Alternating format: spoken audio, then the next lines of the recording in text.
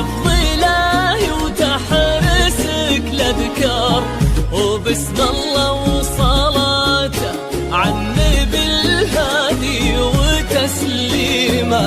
تبارك